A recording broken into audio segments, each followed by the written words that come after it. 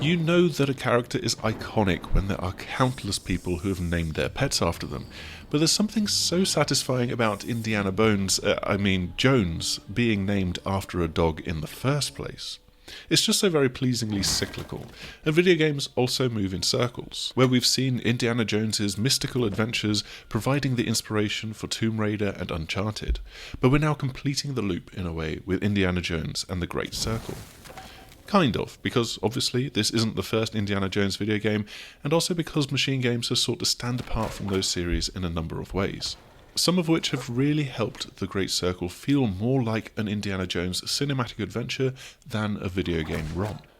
Set sometime after Raiders of the Lost Ark, Indy gets his adventuring itch back after a break-in at Marshall College brings him into very close contact with a Latin-speaking giant. This is a now posthumous appearance from the late, great Tony Todd. Figuring out that it's one of his own recently unearthed finds that has gone missing, he decides to ditch all of his marking and his classes yet again and just hare off around the world following the one clue that he's got. And he does this, replete with the iconic red line slowly inching its way across a world map. MachineGames has absolutely captured the look and feel of Indiana Jones, both in the general graphical style, but most particularly with the game's cutscenes. Troy Baker as Indy puts in a shift to mimic Harrison Ford's gruff mumbling and mannerisms, and there's only maybe a dozen instances where I can really hear Baker's natural accent and intonation coming through instead. His companion through most of the story is Gina, the Italian journalist, whose backstory is gradually unpeeled, while there's friends both old and new in surprising places that will lend a hand in the race against Nazi archaeologist Voss.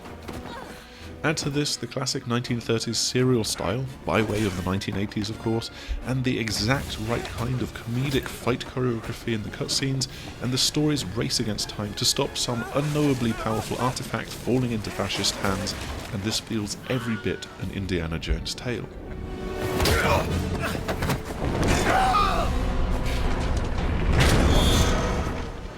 Just as importantly though, they've also done a great job of translating that tone and the style of Indiana Jones as a character into the gameplay. One of the most intriguing decisions has been to use a first-person view for the vast majority of the game, whether you're punching fascists, whipping and yanking down on high-up pulleys, taking photos of artifacts or setting light to ancient brush that's blocking your way, you're doing so while looking out through Indiana Jones's eyes. Let's come back to the Nazi punching for a second, which Indy has always been famous for. This really is the main way that you'll be fighting in this game, with actual gunplay generally discouraged by just how quickly you can end up dying and just how little ammunition you actually have. Fisticuffs are fast and ludicrously loud as you can batter most enemies into unconsciousness on standard difficulty, and even quicker if you grab highlighted impromptu weaponry from your surroundings. Higher difficulties will increase the enemy damage and the number of enemies that will come rushing to fight you, and so you'll be rewarded by mastering the block, counter and dodge, as well as by using the whip to disarm and pull enemies in for a beatdown. Stealth is also an option here, though it's often more of a prelude to a flurry of fists or a sneaky takedown, as opposed to an outright solution to a situation. It does often feel a little bit cumbersome though, but that's partly because enemies are very sensitive to sound. If you drop something or bump into objects or land heavily on the floor, they will pick that up. And it can be very easy to get overwhelmed if you don't pick your battles, even on the standard difficulty. At those times, it might be tempting to pick up a gun or whip out Indy's revolver, but again, ammo is so limited to pretty much whatever is in the gun that you grab, and you can't take that gun with you. You can, however, use it as a melee weapon when it runs out of ammo, which is a nice twist. In fact, you're constantly dropping things on the floor, whether it's so that you can pull out the camera or lighter, or so you can interact with a switch or object, or just any time you clamber up and over a ledge. It feels like whatever you were holding will be left behind in most situations. It's a shade annoying sometimes, and the constant switching back and forth and switching between items, because you've only got one hand active at a time, it's a bit of a drudge. But the game isn't entirely first person, and you sometimes switch to a third person camera in instances where it makes sense. Essentially, there's any time that you're hanging from or sidling along a ledge, when you're swinging from your whip across a chasm, or squeezing through a gap in a wall. It's a pretty sharp cut between these views that manages not to be too jarring after the first couple of instances, once you got used to it. But these moments are generally still so short that I do still wonder if the whole game couldn't have been played from the first person. Certainly, Indy is a slow, grunty kind of manly man when climbing when compared to Nathan Drake, and we've seen a number of games where short, first-person climbing sections have worked fairly well. The gameplay heritage here, though, is to the Chronicles of Riddick Escape from Butcher's Bay, which of course preceded MachineGames. But having that first-person view in general compared to third-person really helps to foster a slower pace throughout the game as a whole. It goes hand in hand with the more open locations at the Vatican, the Giza dig site and beyond. You're in areas that are infested with guards, so even if you're in disguise as a priest, it feels right to be walking at this fast, brisk pace. Maybe you're jogging in reality, but it feels like you're walking, as opposed to sprinting everywhere. Even if you absolutely can sprint everywhere without really raising suspicion, so long as you don't stray into a restricted area. Admittedly, by the time I got to Giza, I was running around like a madman, especially once I'd found a guard's uniform that gave me pretty much unrestricted access to the world, only to then be forced to a slower pace by having to go boating around while in the rivers of Sukhothai.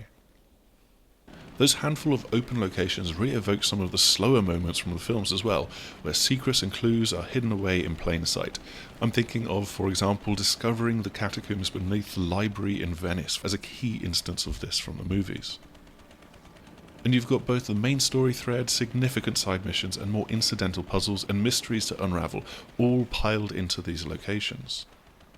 I really do enjoy the puzzling throughout Indiana Jones and the Great Circle, and the standard settings struck a good balance for me with not prompting me too much with clues, though many of the puzzles were fairly straightforward and quick to figure out.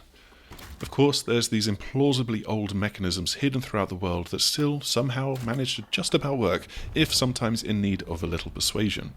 Of course, there's also ancient tombs and temples where shafts of light just so happen to be in the right place when Indy and Gina find their way in, and there's so many traps and things that they manage to inadvertently trigger, with a few nice nods back to the films as you go. Each location brings with it a new gadget to acquire and use, such as the camera that you use to gather information for your quest in the Vatican, and that is applied across the whole game following that point. This camera can be used to gain experience from snapping interesting views as you explore more generally, and can photograph the cats of the Vatican as well while you're going about it. Take pictures of puzzles, and it will sometimes give you the clues that you need in just to nudge you along, and there was one particular situation where this became very useful to me. That camera and all of the other clues that you find end up wonderfully rendered in Jones's notebook, filling out with all of the details of the journey so far as you go. You don't need to peel through it too often outside of checking the mission log and looking at the map of an open area, which also reveals briefly a waypoint as you're doing so, if you don't have those permanently enabled in the options. But it's nice to flip through the pages every once in a while and just soak in all of the details that have been collected here. On the whole, the game comes together beautifully well, but there's a few rough edges and moments that draw it back down again. There's a few things that I've already mentioned, even if they fit the tone. Stealth is undeniably a bit awkward, climbing is slow and ponderous, and the fast beatdowns of ordinary guards become tiresome slugfests for the handful of what are effectively boss fights. The third location of Sukhothai also saps the pace by forcing you into a boat with a maze of waterways to navigate, and this is already quite a long game, especially if you do a lot of side tasks. There's also just the kind of video game things that you kind of still have to expect. There's a few times where NPC animations look a bit funky, or you're kind of Skyrimming your way to get around the world, and they just go to remind you that this is a game, even if they're things that don't really affect the experience on the whole. Indiana Jones and the Great Circle is a game that forges its own distinctive path as an archaeological adventure, and it excellently captures the feel of the films with its visuals and its performances, and its blend of puzzles and pugilism. That's all that we've got for our review of Indiana Jones and the Great Circle. I hope that you've enjoyed what you've seen here. The game is out officially on the 9th of December for PC and Xbox Series X and S, and it's part of PC Game Pass and Xbox Game Pass Ultimate, where you get day one access on that date as well. Alternatively, if you're happy to throw your money around, then you can gain access from today, the 6th of December, by pre-purchasing the premium edition of the game. PlayStation 5 owners, you'll just have to wait until early next year, maybe about the spring, for this game to launch on your platform. Before you go, make sure to like, subscribe, share, do all of the usual YouTube things, and hopefully we will see you again soon. Goodbye. Alright, pal, you asked for it. Hold your horses!